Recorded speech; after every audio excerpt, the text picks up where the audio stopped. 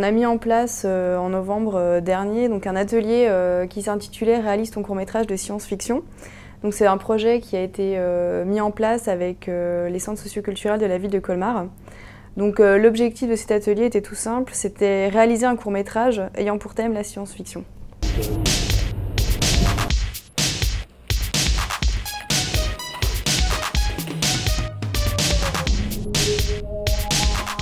Alors ce projet est né de pas mal de choses, donc c'est vrai que ça fait déjà quelques années que la Fédération Hiero Colmar propose des actions pédagogiques à destination du jeune public. Donc que ce soit des ateliers de création autour de la musique et de la vidéo qui ont pu avoir lieu à la MJC, au Grillen, dans des écoles de musique, etc. Donc là on voulait continuer à faire un atelier de création pour le jeune public et on voulait aussi le faire en partenariat avec les centres socioculturels de la ville. Bonjour. Bien ou quoi?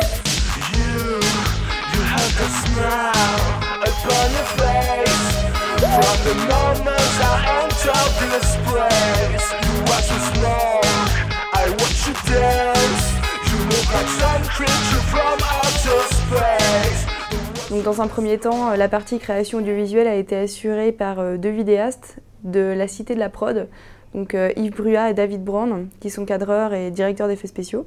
Et ensuite, toute la partie création musicale a été assurée par deux membres d'École Silvers, donc Agnan Banotzer et Tristan Lepanier. Tout d'abord, on est parti du thème donc, de la science-fiction avec les enfants, et on est plus particulièrement parti sur le thème des super-héros. En fait, on a demandé à chaque enfant, donc il y avait 12 enfants, d'inventer un super-héros avec des super-pouvoirs extraordinaires, voilà, de laisser un peu libre cours à leur imagination. Donc voilà, on a eu des personnages comme Electra qui passaient dans le fil électrique, enfin on a eu des choses assez rigolotes de la part des filles comme des garçons. Une super-héros qui est un petit peu méchante et un petit peu gentille, qui a les pouvoirs de faire de l'électricité. Je voulais me déguiser en héros, en super-héros qui vient de la télé. Mon film à moi, j'étais en blouse avec un masque et des gants. Et dans le deuxième film, j'avais un gilet avec une capuche et un bandage noir sur mes yeux. Au début, on a créé des personnages. C'était Raph, un ange. J'ai pris un personnage qui s'appelle Kevin.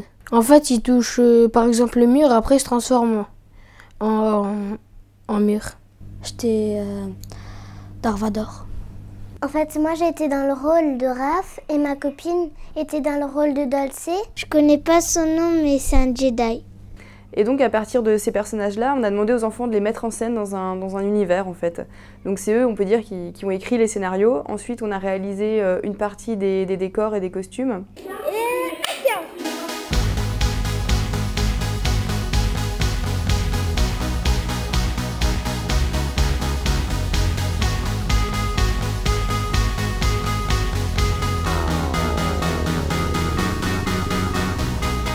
Le tournage s'est entièrement fait sur fond vert, donc tous les effets spéciaux ont été rajoutés après.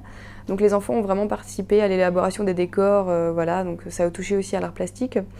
Et ensuite, c'est vraiment eux qui ont tourné les séquences à l'aide des vidéastes. Donc voilà, il y en a un qui s'occupait du clap, l'autre des lumières, ils étaient derrière la caméra. C'était vraiment un tournage vraiment participatif. On voulait vraiment qu'ils soient là du début à la fin, quoi, qu'ils touchent un peu à toutes les étapes de création d'un film. Et ensuite, ils ont même réalisé donc, la bande-son avec l'école Silvers. Je crois que c'était un groupe de musique qui était venu. On avait fait des bruitages avec la table et des objets qu'on trouvait.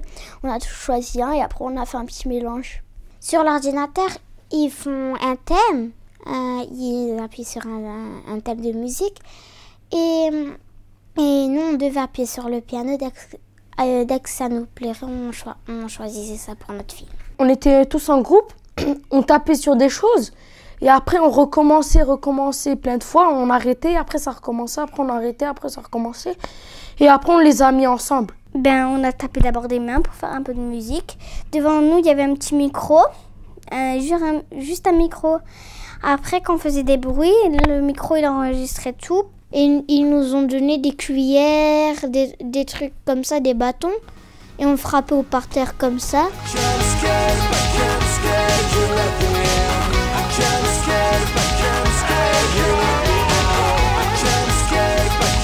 En fait, on devait faire comme si on volait un petit peu.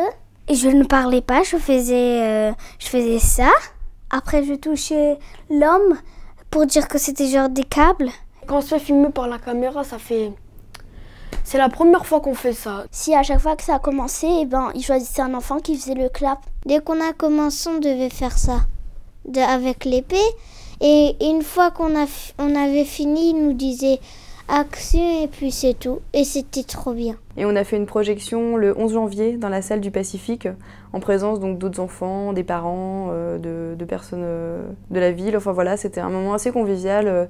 On a projeté à la fois le court-métrage et à la fois le making-of.